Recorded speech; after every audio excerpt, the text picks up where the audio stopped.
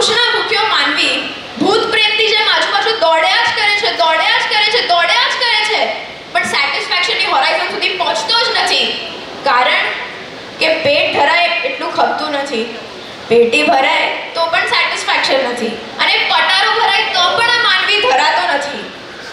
આજકાલ દુનિયામાં શ્રીમંત બનવાની કોમ્પિટિશન ચાલી છે અને બધાને પાર્ટિસિપેટ કરવું છે.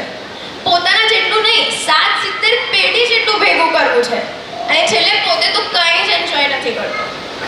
બટ આવા સંસારમાં પણ સંયમ સર્જન કરે છે એક એવા કલ્પનાતીત માનવીનું જેણે પૈસા નામના તત્વોને પણ ડિવોર્સ આપી દીધા છે.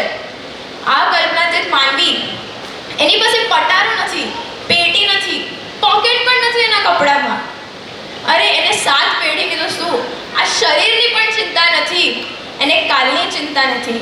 સવારનું સવારે વાપરે અને સાંજનું સાંજે વાપરે.